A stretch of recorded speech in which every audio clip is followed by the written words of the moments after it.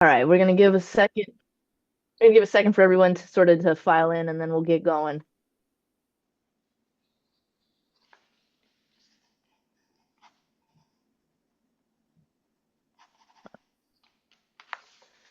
All right. All right, so let's get going, and then everyone will kind of come in as they do. So first of all, good afternoon. Welcome to season 6, episode 2 of the Blueprints, where today we're going to be talking about effective advocacy in state court. I'm joined by the Honorable Lisa Walsh, as well as the Honorable Antonio Arzola. Both need no introduction. However, I am going to give just a brief background in terms of this topic and how we got here. And probably in doing so, I'm going to embarrass both of them a little bit, but that's sort of just what they signed up for. So this is kind of a full circle moment for me because 15 years ago, when I was a baby prosecutor, I appeared in front of both of them. Now, they probably don't remember me. I remember them.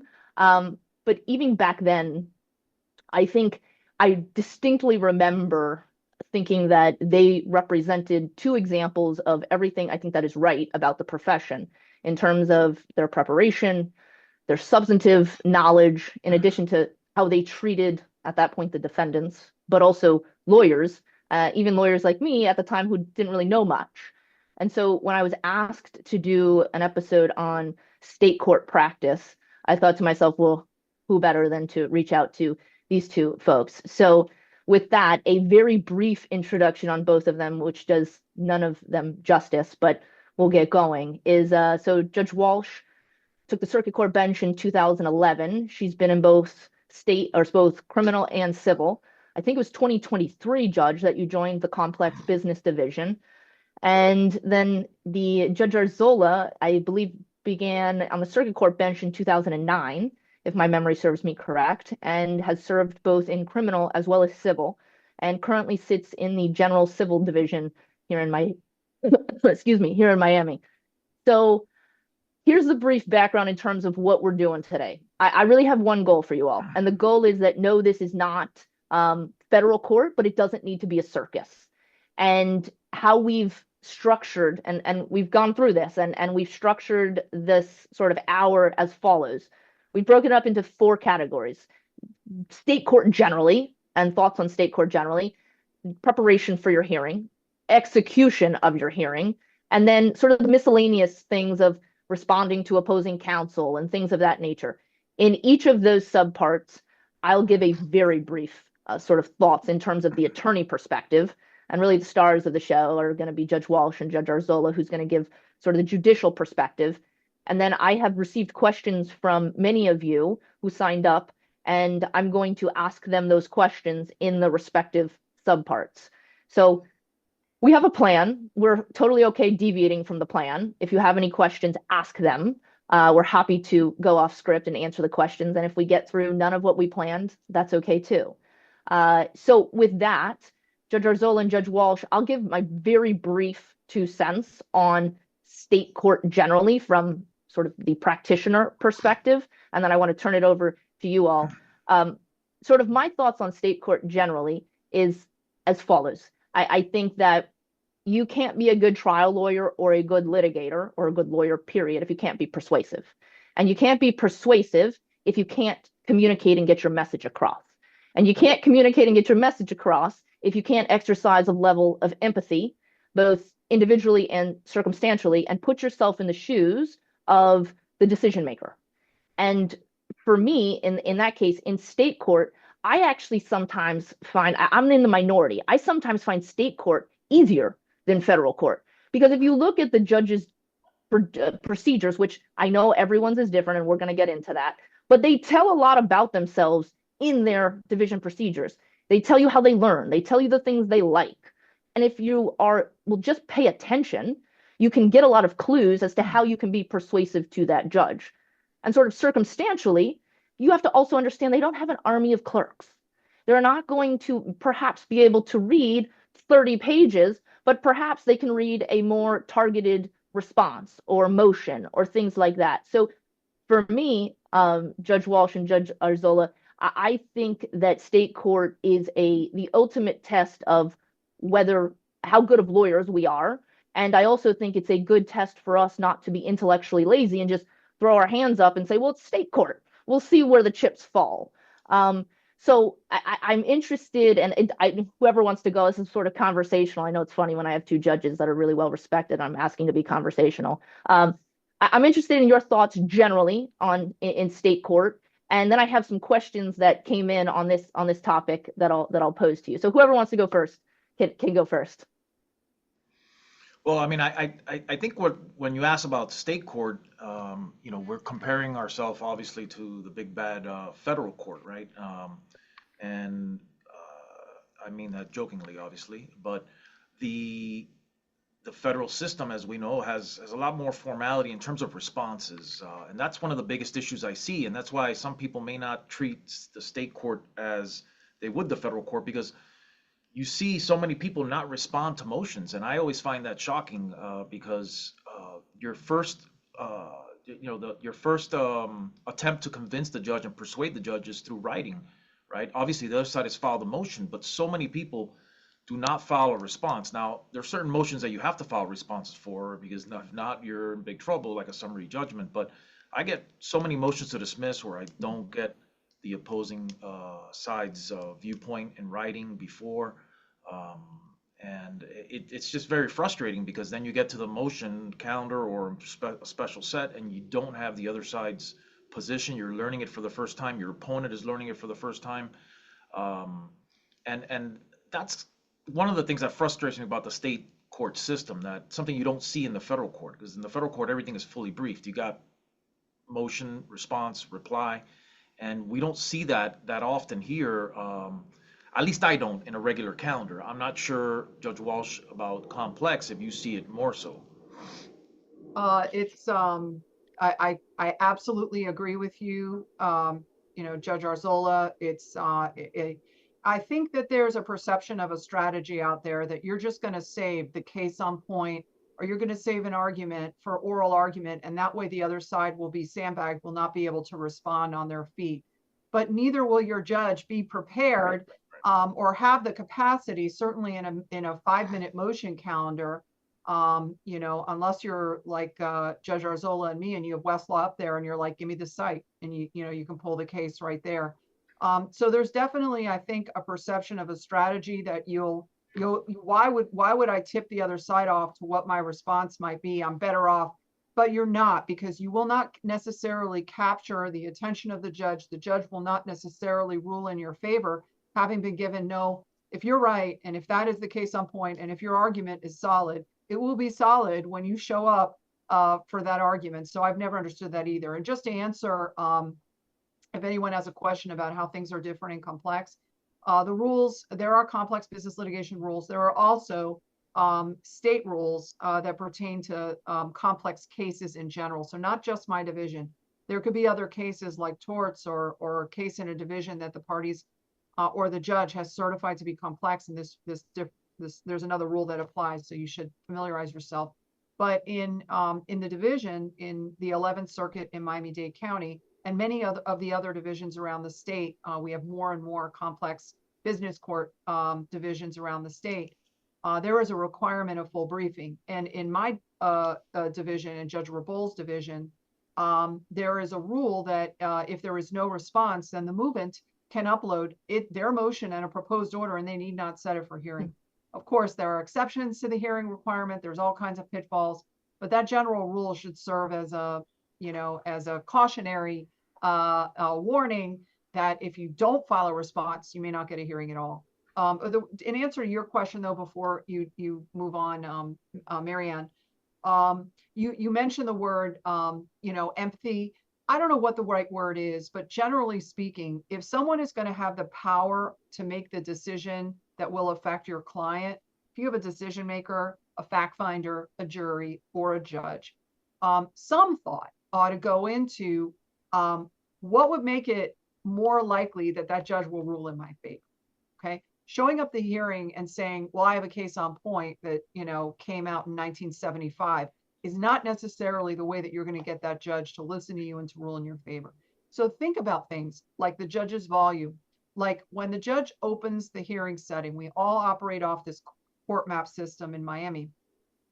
there are analogs around the state that are better, probably better, better, worse, but some analog around the state that I think this would apply. So when the judge opens the hearing setting, we have a docket, which is generic, very difficult to find things on the docket that pertain to this particular hearing. Then there's supporting documents within the hearing portal itself. What have you uploaded to the supporting documents portal? If you really want to win, you should upload the motion, the response, if there's a reply, and what is the operative document that the motion pertains to. For example, is it a subpoena? Is it a request for production and a response to request for production? Is it a motion to dismiss complaint? Is the complaint in there? Is it the counterclaim? Is it the affirmative defenses? What you don't want in a short hearing, compressed time with a judge with a lot of volume, like Judge Arzola, you don't want to have an organic argument about how something is not pled sufficiently, where the judge can't put his hands right away on the pleading itself. So to make things more likely to go your way, give the judge the tools the judge will need in that hearing portal. It's very easy to do. Use the docket entry numbers. We're required to have those docket entry numbers on any order that we enter. You're making things easier, more likely to go your way. So that's what I think Marianne and I at least are talking about when we talk about compassion for the judge. Otherwise, I know you don't care how life is on our end, but you want to win. So you should think about what is the back office experience, if you will, for your judge when you want to win a particular hearing. Well, and I'm going to pose two questions because I have two of them from the attendees. But two thoughts, right? One is Judge Arzola. I think it was more powerful than you think when you say, well, who are we comparing ourselves to, right? Well, of course you're comparing yourselves to the federal system, and I always just thought that was very just inherently offensive that we're going to treat the two systems so differently, to the sense that you're not going to respond in writing or things like that. And I was just always, I will be the first to admit, Judge Walsh, that I have on many occasions been tempted to not respond because I'm like, well, I don't know that the judge is going to necessarily read this and I don't want to tip the other side off. But I think sometimes we as practitioners also forget how small this community is. And you sandbag a lawyer, you may win that hearing because the judge is going to, like Judge Walsh or Judge Arzola is quick on Westlaw and they have to rule correctly, perhaps. But they may not forget that. And that other lawyer is not going to forget that. And I just think that sometimes we as lawyers need to step back and say, okay, what's the ultimate cost too? Because there's a reputation amongst the bench with lawyers, and there's a reputation amongst the lawyers with lawyers. So, anyways, just like two thoughts that came to mind. One last thing, and I know that some folks just think it's perfunctory, and you just send an email and then you file your motion. For general civil, there's a requirement of conferral, and for complex cases, there are 2 layers of conferral you have to do before you set a hearing. There are a lot of unnecessary hearings. If a hearing is pro forma, it's kabuki theater, you're just going through the motions so that you have your motion to dismiss, you're going to file it in every single case, whether there are grounds or not. You're going to have your argument, you're going to regurgitate your argument and get a ruling. If that's if it's a waste, I don't know what incentives are needed in order to get folks to talk to each other, to just tee up things that really need to be heard.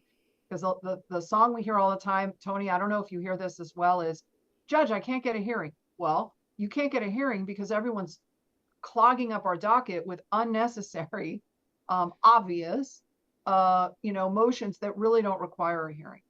So this is I don't know how many years in, because I started, around the time Tony did. It's a long time doing this, and I can say the highest and best use, I cannot say that occurs in state court. In federal court, because they have a lower volume, frankly. And in federal court, they have the ability to screen for hearings. And you don't get a hearing because you want it. The advantage of state court is you always get a hearing, unless there's some way the judge can, limit that flow. Just to make a point, I think the key is, to treat the state system as you would the federal system. I mean, as if you weren't, you're in front of us, treat, at least when it comes to drafting and briefing and so forth, as if you were in the federal court. Listen, we understand that briefing is expensive, right? That's probably one of the things that takes the longest, researching and drafting, especially if it's a 20-page memo. But as Marianne said, I mean, you're an advocate for your client. You're doing the best for your client, and the best you can do is educate the judge with your position. One of my biggest pet peeves is when they walk in with that case that I'm not aware of, the other side's not aware of, and I've been known to just pause the hearing and allow the other side to brief the issue or address the issue and hear it another day because fair is fair. Yeah. Yeah. So this is a two-part question. I thought the second part was actually pretty interesting. So the first question is, what does it mean for an attorney to be, what does it mean to each of you for an attorney to be prepared before they come before you? And that'll tell you a little bit about you guys. And then the second, the one I thought this was interesting, it's like a two-part, is other than preparation, what makes an effective litigator? So I guess Judge Arzola, you sort of left off. So Okay. curious on your thoughts.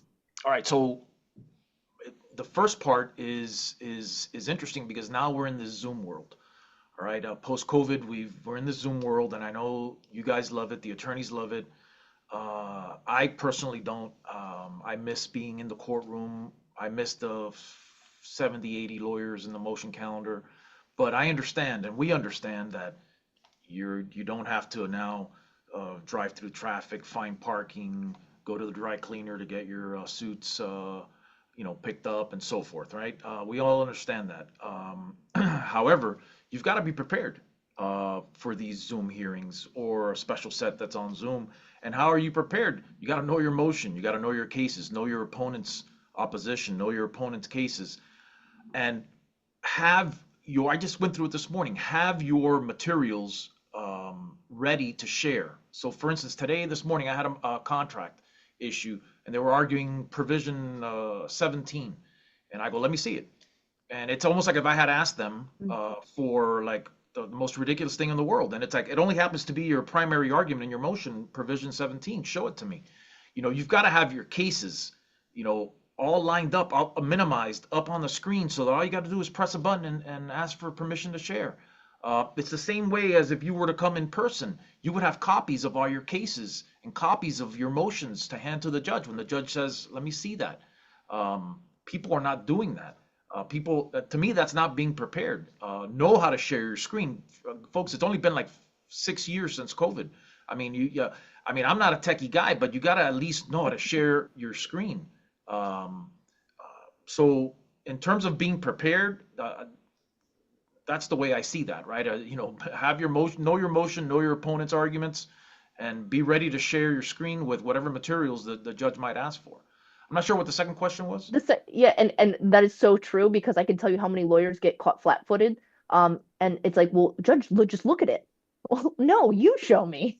Oh no, well, this is what happens though. It's kind of what Lisa was touching on is sometimes they'll submit a motion with a 268-page PDF, and they're referring to Exhibit J. For us to find Exhibit J, Yeah.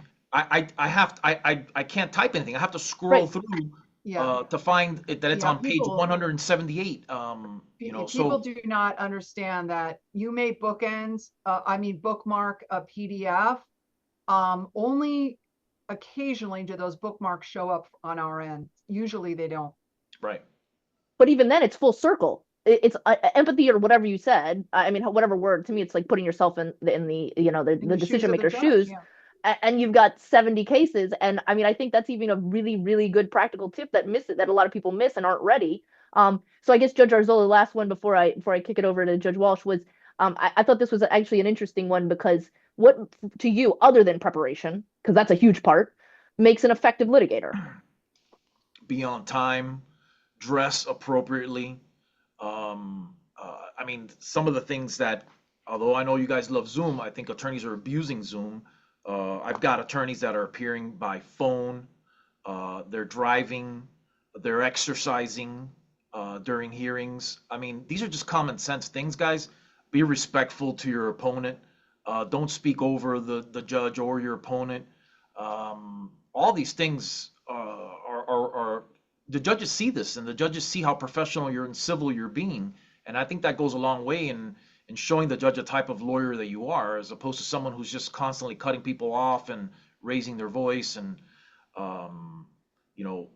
you've got to be on video on Zoom. I mean, it's amazing. I joke around a lot. That's just my way of getting through some of these motion calendars. But it's amazing how many lawyers have IT problems because my video's not working, or there's always a problem with the video, and it's like, no, really, is there a problem with the video, or you happen to be like at your gym or something, Right. um, No, so. it's almost like, are you the problem? So, Judge Walsh, just interested in your thoughts in terms for you. Anything else in terms of what means to be prepared for you, and then also what makes an effective litigator other than preparation? I mean, I mentioned it, I cannot emphasize it enough. Give the judge all of the materials in an easy to swallow format that I can pull it up in 2 seconds and see it. And there's a little portal there's a tab when you set a hearing on Motion Calendar for you to upload that stuff, and don't clog it all up with extraneous stuff. We need the motion, the response, the reply, and then what is the motion directed at? Whatever those materials are, it should be right at our fingertips. And second of all, as far as preparation for oral advocacy, I would definitely echo that Zoom has caused us, myself included, I would say. I tell lawyers, you will get a better hearing from me if we are in the courtroom. You just will. It's too casual. We're too comfortable. We're sitting, and I can't even count the number of times lawyers have tried to double team, interrupted, talked over me. You are not going to probably win your hearing if I'm making a ruling and you interrupt it and you argue and I don't know what you're achieving. If I'm wrong, I'm wrong. That's fine. There are recourses for me being wrong. But other than satisfying a sense of moral outrage, you're accomplishing nothing, and you could be affecting how I see you as a lawyer. So I would say that. But as far as the positive side of it, how to be effective, the basics, I'm not saying this is right all the time. If you have a motion, response, reply, you know what the fulcrum of the case is, okay? You know what your strong points are. You know what their strong points are. You know what it's going to turn on and what the judge's questions are likely to be. So I would not start, if you're the movant, I would not start on defense. I would start on offense, but then you have to morph into addressing the strongest points on the other side, and then wrapping up with why you're right, and being able to do that in 2.5 minutes.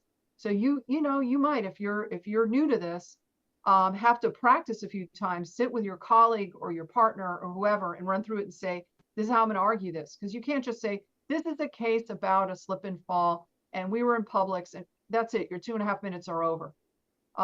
So in a nutshell, that's the most basic structure that I would say works is definitely you go with your strong point. And if you're on the other side, you go with the your strong point is the response, and then whatever is addressed on the reply as to why your response is wrong, then you wrap up with that, and then you end with, they have not been able to defeat a fundamental flaw in their argument, which is blank. And Judge Walsh and Judge Arzola, I actually have a few follow-up comments that were sent to me about this concept of, if your motion, and I'm paraphrasing here, if your motion has just naturally, because it has to in terms of the record, 10 exhibits, and you can't flip to the exhibits again, I guess the question is, are you suggesting to upload the operative sort of contract separately so you can easily get to it, or just be ready to upload it, share your screen immediately, or both? I would say both. Do both, because that gives the judge an opportunity to read. I generally read for motion calendar the day before, but for special sets, I try to read maybe 2 days ahead. So upload it so that I'm able to see it. If it's an issue that deals with contractual provisions, have the contract up there separately and call it the contract. That way, I don't have to figure out what exhibit it is attached to which pleading. It just helps us move quickly because we're reading a lot every day for different things. Yeah. Every judge is going to be a little bit different on what works. And share screen is a short version, and you can't see often the entire provision. So I prefer, let me just put my hands on the contract. Usually it'll be attached to the complaint, and I can just run to the complaint and find it. But which complaint? Right. Oftentimes an amended complaint is attached to a motion and I can't find it in the docket. So And that's you why have it's so 80 people waiting for you. exactly. You have an Right. audience, Just their staring clients at are you. paying. Yeah. Right. Something Right. that I wanted to make sure everybody understood. Now, some attorneys don't understand this, and I want to make sure that at least the folks that are here understand that when you file something, let's say you have a motion to dismiss tomorrow and you file opposition at 8 o'clock the night before, which you shouldn't because I already told you I read 2 days ahead. But I'm not waiting up at 8 o'clock to see, oh my God, has the defense, has the plaintiff's lawyer filed a response in the Garcia versus whatever case? I'm not doing that, right? I have a life, so. But just because you filed something the day before or even 2 days before doesn't mean that it makes it to our docketing system. All right. We have a docketing team of clerks that input the items into the docket, and it's not instantaneous, right? It sometimes takes 3 days or more to get something docketed. So just because you filed something doesn't mean that I automatically have it. I don't get an email. Judges don't get an email automatically when you file a response. There's this misconception out there that we know you filed your response. I don't know unless you added it, as Lisa said earlier, under supporting documents for your hearing tab. And Um, a file stamp copy. So we're sure that it's what is actually filed and served. yeah, so it's interesting. We have a question which is going to lead us into, and I'll make sure we to whom wrote the question. I'll make sure we cover it because we've kind of naturally gone into preparation for your hearing. Um, and I sort of there are a few points that I thought to touch on, and then again I have a few questions for you guys. I think for attorneys, this is the struggle that I come across and that I always try and be mindful of is can you actually get the hearing done in 5 minutes? And we as lawyers oftentimes want to push that because it's oftentimes very hard to get a special set. And, talk about, it's the empathy goes both ways, right? Or putting yourselves is that we have a client that needs to get something heard, but we can't get time, but we also need to be respectful of the judge and we're trying to get so it's like my question always is sometimes how good of a lawyer can you be in the sense of a lot of these issues that we think need 15, 30 minutes if you will work and it's harder to say less, right? So I think we really as lawyers need to and I'll turn these issues over to you all from your perspective. That's a hard thing that I always run into even 15 years in whether I can get it done on a motion calendar and even whether the other side doesn't agree with me so that they can push it out depending on which side you're on. So those are the games that we as lawyers play. But I think ultimately you really have to be intellectually honest with yourself of can I get this done in 5 minutes or am I going to really upset the judge and upset everyone who's waiting on motion calendar. And sort of the last thing that I kind of wanted to tee up for you all is these division procedures. I cannot stress if I change one person's mind about state court, I cannot stress enough about this concept that we all spoke about when we were prepping, which is I thought you all had great insight, which is like we understand that it's hard. It's not necessarily fair that we have to read 30 different judicial procedures. But and this isn't me sucking up to judges. I actually think it differently. I think it's great insight. Whether if Judge Arzola has a procedure that he doesn't want anything over 10 pages, well, that tells me that he's willing to read. I just better say it in a succinct manner. If someone wants to highlight, great, you've told me how you learn. You're a visual learner. These are things and cues that I think we as lawyers overlook and have our legal assistants say, hey, take a look at the division procedures and let me know when this needs to be uploaded by. I take a different approach. I read the division procedures first and foremost as soon as I find a judge who I'm assigned to. And then if I need refreshers, okay, fine. So I think and then in terms of the court reporter, in terms of preparation for your hearing, it is whether it's motion calendar or whether it's a special set. I generally always have a court reporter. Things are happening too fast at times, and you don't know when there's going to be an issue that you need a record for. And I know Judge Walsh has a big background in sort of the appellate nature, so I imagine you might have some thoughts on that. So before I ask any questions and sort of have I have a few questions from the gallery, so to speak. Just interested in your all's thoughts on anything that I put out there. Do I have the ability to share screen, Marianne, or no? You should. do you, if not, I will Yeah, check with my, I just want to make sure. Can you see my screen? Not they yet, won't. not yet. It's coming up. Lead judge, you're giving like a master class on how to properly do this. Okay, so do you see all the faces there? All Yes. these Hmm. glamour shots of the judges? Yes. All right, so this is folks where you would go to what Marianne was talking about. You go to the 11th Judicial Circuit website and you go to the judicial directory, all right, and we're all here, right? So you'd go to civil if you know that's where you're at, obviously, and here you just click on each judge, and you could read all about the procedures. This is something you got to know your judge. You got to know as soon as one of the I remember as a civil litigator, one of the first things, most exciting things, was finding out what judge you got, right? And sometimes you'd be happy, sometimes you'd be upset, you know, whatever. I mean, I don't want to ask how you guys feel about me or Lisa, but you feel however you feel. But you got to learn what that judge wants, all right? And you got to understand. You want to know how their special sets. You know, we have all this stuff here for you to learn about us and our system, and it's about getting your staff to also learn this, your paralegals, your secretaries, whoever it is that's assisting you, your associates, to learn this procedure so that you do things the way that we're expecting it to be done. Because like I said, we have a lot of cases and we're just moving fast, and just one case that causes us to it's like a bump in the road, and now we've got a delay. All right. And going back to what you were saying about the motion calendar, I find attorneys are we get some amazing attorneys that appear in front of myself and Lisa and all of our colleagues here with amazing skills. But one skill that attorneys I think are pretty bad at is estimating time. Yeah. Um, and I know sometimes it's your trial's coming up, you want to get your motion heard, but you've got to have a legitimate 5 minute matter because sometimes we might be able to slip you through, but there are a lot of times where I'm in trial, right? And I got to get back into the courtroom. So I can't just turn what should be a 5 minute hearing into a 25-minute hearing.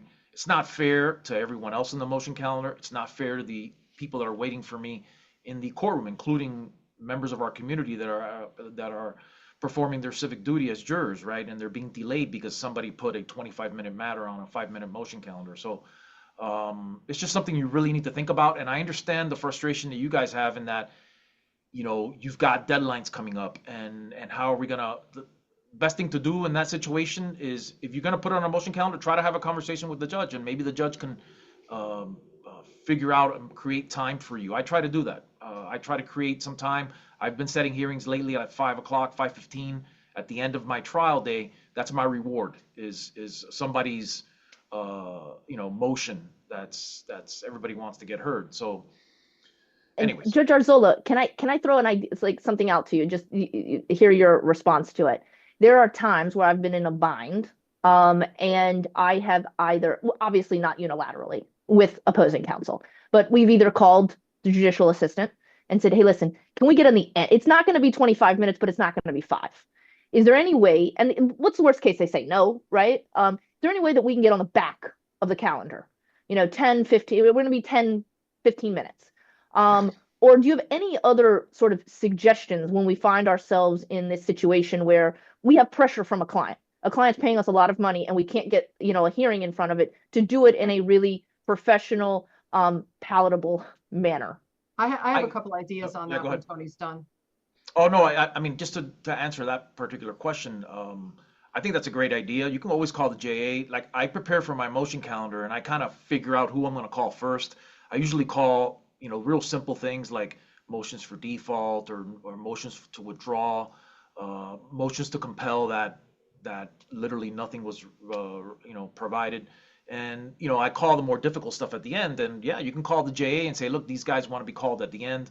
I can do that. I can do that. Now, being mindful of the fact that if the judge is in trial, my time is not going to be as much, for you guys. So Yep. So I have a couple thoughts on that because look, try as I might, I've completely revamped how it is that I do my scheduling to try to have more hearings during special set weeks. Um, the worst thing that we can ever hear is, Judge, I tried and I can't get a hearing. I have a couple, a couple things I want to say about that. Okay. One is, of course, you understand that your judge will be somewhat defensive about that because we really are trying to fit as many people in as we possibly can. Think about when you're asking for the hearing. Okay. Sometimes the motion has sat for months, and 3 weeks ago, you picked up the phone and you called the JA for a hearing and there's no hearing. Okay. So the judge is going to note that, ask that question probably. Well, when did you request a hearing? Second of all, sometimes motion counter can be used as the opportunity. Hey, we have a big problem. It's going to take at least 30 minutes to solve. Your next special set isn't available for 60 days. We really need to move the case because there's an argument that we shouldn't have to turn discovery over until this issue is resolved, Judge. And so it's going to cause delay, and I don't want to have to ask for an extension or a continuance. In this case, the judge is going to perk up. That might be a good reason, to use motion counter. Judge, is there any other hearing time that you can open up? That's when I will open up 8 o'clock hearings, 8:30 hearings, much as I hate them. And I'll be perfectly, candid about that. I don't enjoy it, but I do it all the time. The other thing is sometimes it might be an extremely important motion. I understand you have my client is chomping at the bit. They want to have this particular issue resolved. Even a bigger issue than that is you have an injunction. You have, a motion for protective order. There's something really wrong going on here, and this is festering, and it needs to be resolved. We can't wait 2 weeks or 2 months for this to be resolved.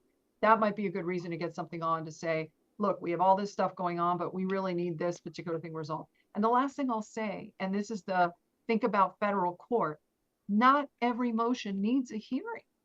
Okay. So if you have a motion to dismiss because you claim that there's an insufficient pleading and an inadequacy in pleading a claim for fraud or whatever it might be, but it's just directed at a pleading, there is no reason at all why you need a hearing on that. You can upload a motion response reply and propose competing orders and get that in front of your judge proposed orders, and the judge will rule on it probably faster than you schedule a hearing and get them proposed orders. So nobody does it because there's really no obvious workflow. We don't have clerks that are reviewing our incoming motions to determine whether there's going to be an order or a hearing. We don't have that. So we have no possible way to screen for hearings, but you can. So there's no reason why. We know how to read a complaint. We know how to read an affirmative defense. We know how to rule. Okay. If you want to get an issue like that in front of us, we can do it. And finally, if you have discovery stuff, we have alternative options that get those issues resolved a lot quicker and neater than for us. We cannot go through 30 objections to requests for proposal, for requests for production. We don't have an hour to spare for that kind of work. We really don't. So we have a general magistrate. There are special masters out there. And frankly, your turnaround is going to be so much faster if you consider taking motions like that outside of our division. So that's my 2 cents. I think that's all good. I think that's all good advice. I think that it was helpful coming from the criminal system because we got to know judicial assistants so well that it couldn't hurt to ask. And I think sometimes when I came over to civil, I think there is sort of this like wall, and I don't think we sometimes use your team as effectively as we can. Obviously, not unilaterally. Not everyone's team is going to really know an answer. Yeah. For me, I'm scheduled back to back to back to back. So I have motion calendar until 10 a.m. And at 10:15 or 10:30, I am starting my special set. So I don't have, it's not like I do my motion counter and then I have 3 hours open before lunch. That doesn't exist for any of us. So there's that issue too. Yeah. And so I want to move on to structuring, kind of discussing how we structure arguments, but I did want to address, so some of the questions we've sort of already, we've all answered, but I thought this was a good example of knowing the rules and knowing your judge's procedures, because the questions were, regarding properly sharing court documents, does uploading documents to court map help? Would they prefer delivered physical documents? And then should every motion with a memorandum of law be scheduled for a special set hearing? I think if there's any of those that you want to address, but I think a lot of those are covered through the rules as well as the division procedures. And I think that's a great example of us just getting a little bit more familiar. And hopefully for the last, 30 minutes or so, we've kind of discussed that. So, I mean, if there's anything else you all want to discuss on those, otherwise we can move on to structuring arguments. I just want to make a comment on the physical binders. That used to be a thing. Lisa, I know you remember having binders, like millions of binders delivered, and it's like COVID changed Yeah. our everything for us, and now I hardly get binders, but I don't mind the binder, but it has to be in a very complicated case with a lot of different contracts and amendments to the contracts and things like that that I can easily tab, or you can tab for me and I can go over. But that's going to be more for like an evidentiary hearing Right. or or I'll some tell type of you, non-jury trial. my colleague, Tom Rabol, what he wants in physical copy are the actual documents, the contract, Right. you know, the documents that, that the case turns on. That's sometimes very useful to have in paper. I don't want any binders. But I'll tell you, if there's a contract, I'm printing it out because I'm going over it like it's the Bible. Um, Yeah. Yeah. so I think that that's helpful. As far as, you have to think to yourself, how long is my oral argument going to be? That's what should govern whether you're requesting a special set or not. Right. And also, you have an opportunity once briefing is complete to decide, am I really going forward on everything that I raise? Maybe I'm wrong on points 2, 3, and 4. If the only thing that I really care about is point 1, I can do that on motion calendar and withdraw my argument on the rest of it, and then you're moving your case. And Judge, the question that just came in is what is the best practice for submitting discovery objection matters to the general magistrates? You need an order. There needs to be an agreement between the parties. Yeah, I mean, And if if you, there's an agreement, then you upload an order for the judge, and then you reach out to the GM.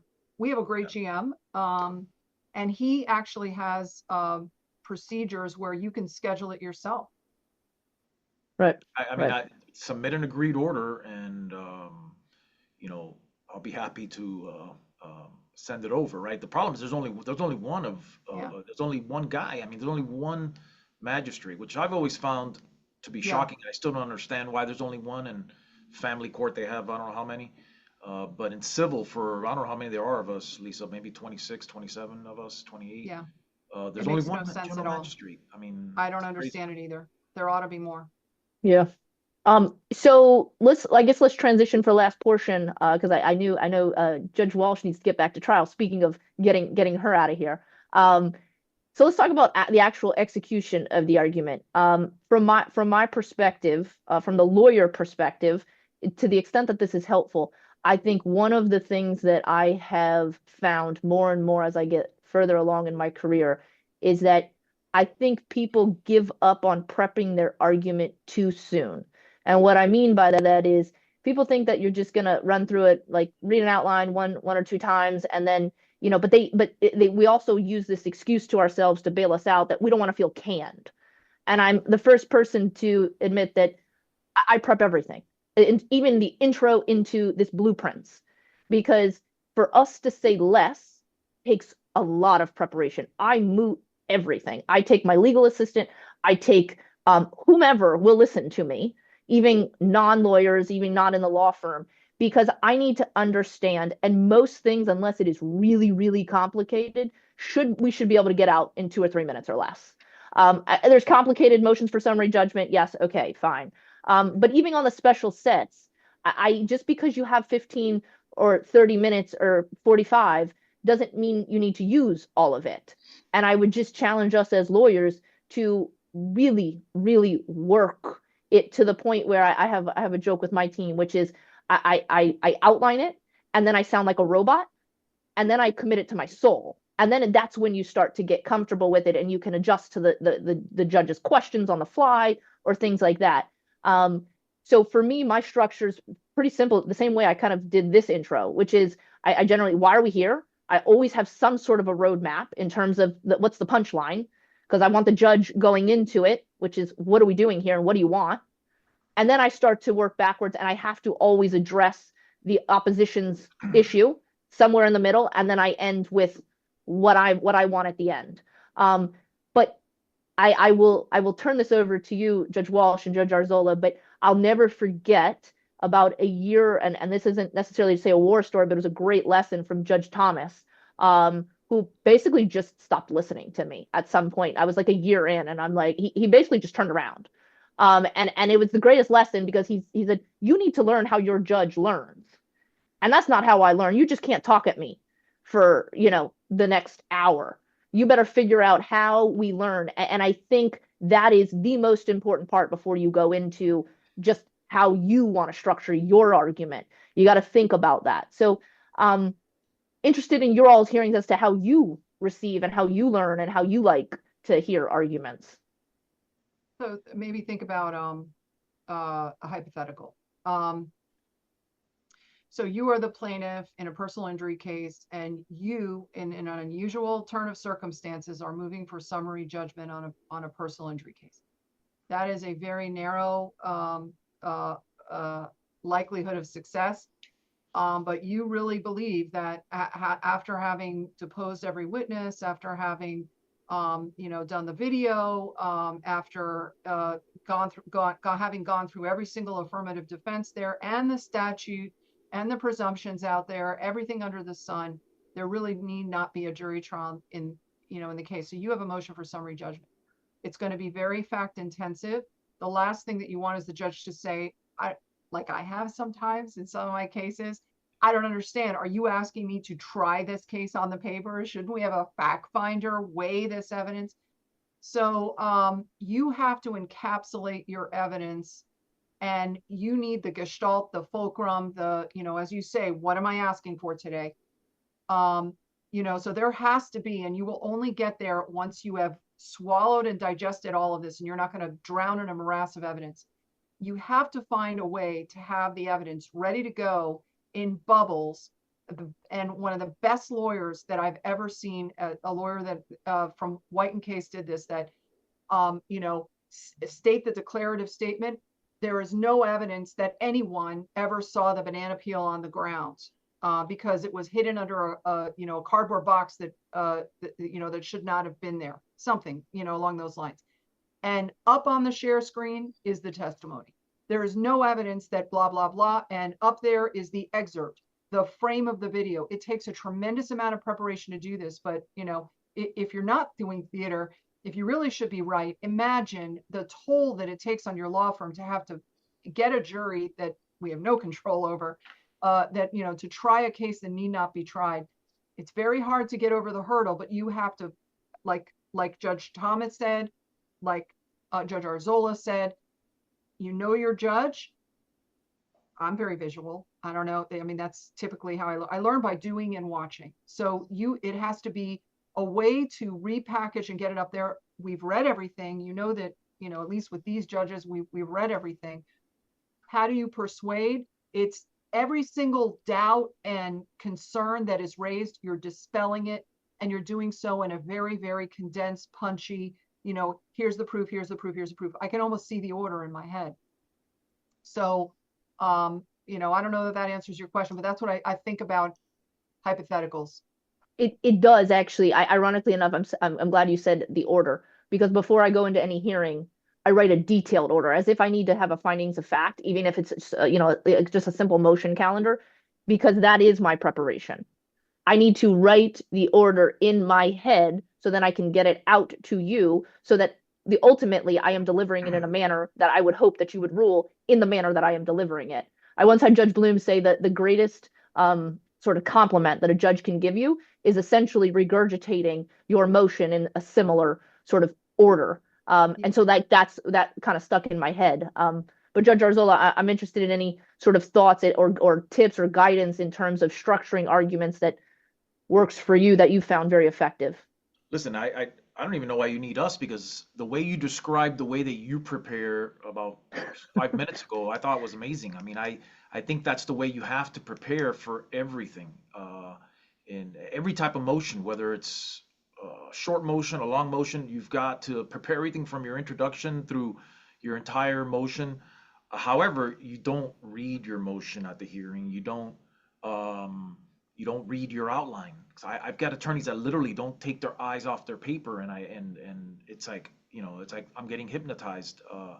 You know, so you definitely don't do that. I personally am a visual person, and if you have the ability to create and this is not for every case. Don't go out there and say Arzola wants a PowerPoint on every case. I don't.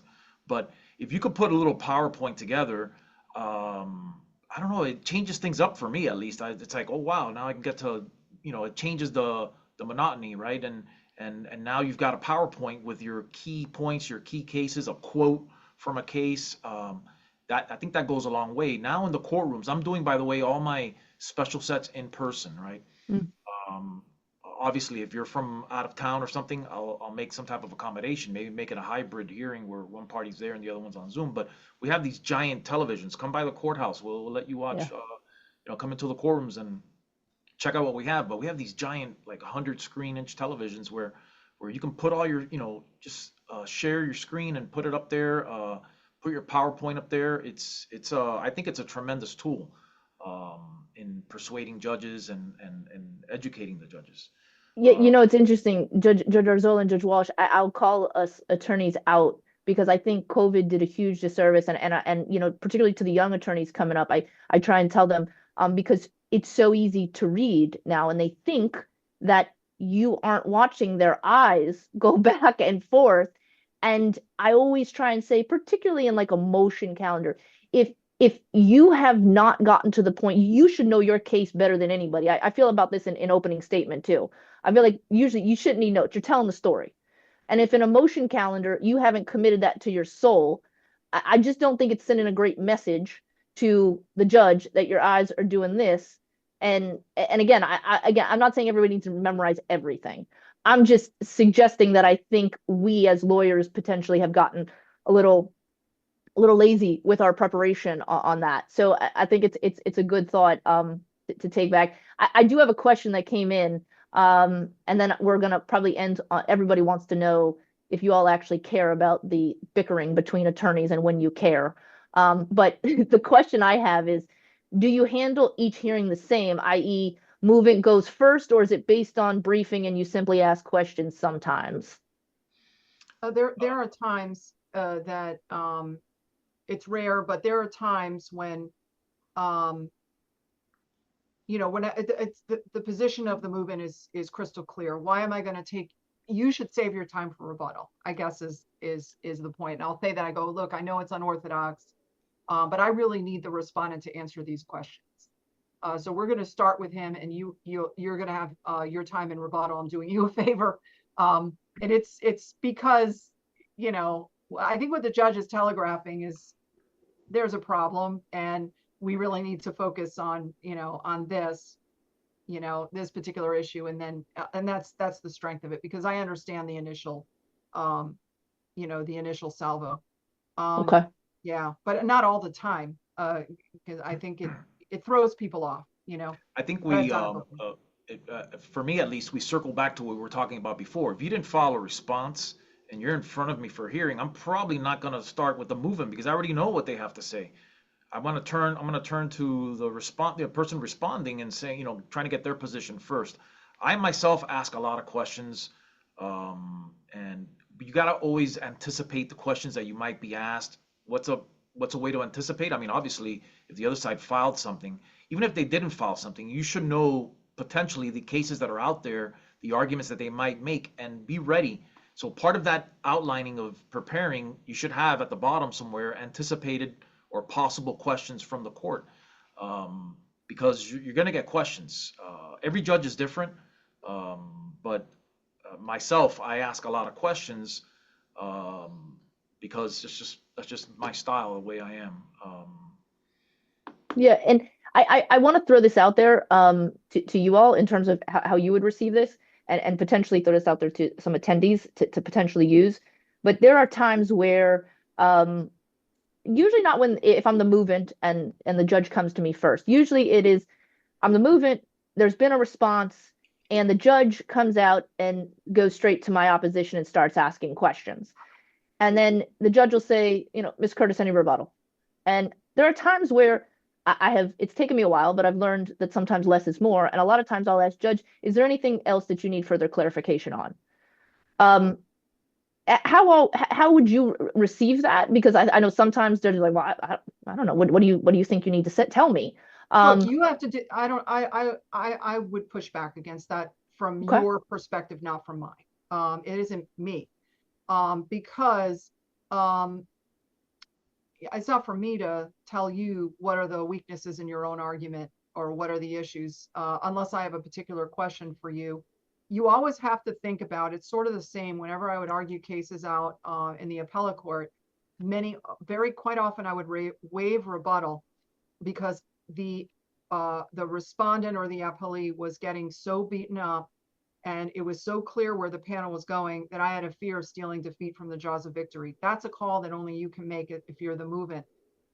What should I say? What needs saying? The judge understands it. Sometimes what I've had movements say is, Judge, I think you understand our position. I think you fully understand our position. I'm not a sphinx. It's very obvious where we're going in the middle of a motion calendar, certainly. And I do ask a lot of questions as well. So it's for you, it's your gamble. Is there anything else? By the way, I might think that I'm on it and I might be missing something big. Fair. And so if I haven't mentioned anything that you think is the really strong point, like, oh, and by the way, they sent me an email saying that they agree that, there might be some waiver issue. There might be some enormous issue that I've overlooked. That's what you should jump in with, Okay. Okay. Judge Arzola, anything? I just wanted to make a comment on something you had mentioned about bickering, attorney bickering, and That was how I was going to end it. what I would say about that is it's very frustrating for the judges. We have a difficult job as it is, and making some of these rulings that we have to make. And when the attorneys are going at each other in front of us like that, not only to drive us crazy, obviously the court reporter, I don't know how they do their job when people are speaking over each other, but just don't be that person. Just be the civil professional attorney. Certain words shouldn't be coming out of your. First of all, when that happens, I immediately tell the attorneys, you do not speak to each other, do not address each other. You only address the court, right? That way you're not going to be saying anything to the other side. But don't impugn the credibility of your opposing counsel. The words "that is a lie" shouldn't come out of your mouth. He's trying to mislead you. You can go a long way, and we notice these things when the attorneys are civil and professional, when they instead say, I have to disagree with my opposing counsel, or I have a different interpretation of the events. We understand when you're using that language that we understand that you really are saying he's probably a liar, but you're not saying it, right? And you're saying it in a respectful way, right? And that goes a long way in showing us the type of attorney that you are. Okay. Yeah, I think, and the only thing I'll add to that is that it is so hard sometimes when there's emails that like we need to tell the judge, we need to show the judge, and I think sometimes we as lawyers forget that you're jumping in the middle of the story, and candidly, it's not that you don't care, but at the end of the day, we as lawyers have to take the long vision, right? Because at the end of the day, this emails, attaching the emails and things like that just never turns out well, at least in my experience, unless you all have a different perspective. It has to be real bad. There are times when we can smell out there is one bad actor here. There is one misperforming attorney here. And I have called them, taken them to task. I've made them pay for hearings. I've made them pay for a special master to sit through the deposition. I mean, there are times I've been shown deposition transcripts, for example, where every question has a speaking objection or coaching witnesses. I've seen it all. And, if I can catch on, sometimes it's very difficult for us to tell who's the bad guy here. And it's a sideshow. It's collateral to what our job is, which is just to resolve the dispute in front of us and move on. It's such a distraction. We don't have the time for it. I blame Zoom, frankly, for a lot of it. What I have said to lawyers the last time that I had something like this occur in the middle of a hearing, as I said, I'm suspending this hearing, and in the future, and I put it right in a court order on the spot, I said, I am ordering that all motions be set in person. So if you want my attention on a motion, you're going to come to the courthouse. You obviously need my assistance. You need really special attention here. You will come down. And like Judge Arzola, I'm dealer's choice now. If you want to come in, except motion calendar is impossible. But if you want to come in for any special set, you can come in. If it's a short special set and you want to be on Zoom, be on Zoom. But, if you have the opportunity to come in, I would strongly advise you will get a better experience. You will get a better hearing. Right. Well, I want to be I'm sorry, Judge Arzola. I didn't mean I to just jump the wanted to gun. say one last thing because it sounds like Please. we're almost done, that we're about to be done. Is there's an epidemic out there, and I'm being trying to be funny, but I'm also trying to be serious. There's an epidemic out there, and that is attorneys are not ordering court reporters for hearings. Oh, I don't know about in the complex division. I would assume that they are no, it's doing it. required. In division, they are not doing it, and I'm just shocked by it because I don't know what a court reporter costs nowadays. $200 maybe, appearance fee or a little less, but you never know what the judge is going to say. You never know what your opponent is going to say. And on many of the times, the judge is ruling right there. I tend to rule right at the end of my hearings. You've got to memorialize that. Have it in a transcript, as opposed to then later on getting competing orders where Yeah. I'm not going to remember what I did 2 weeks ago. Mhm.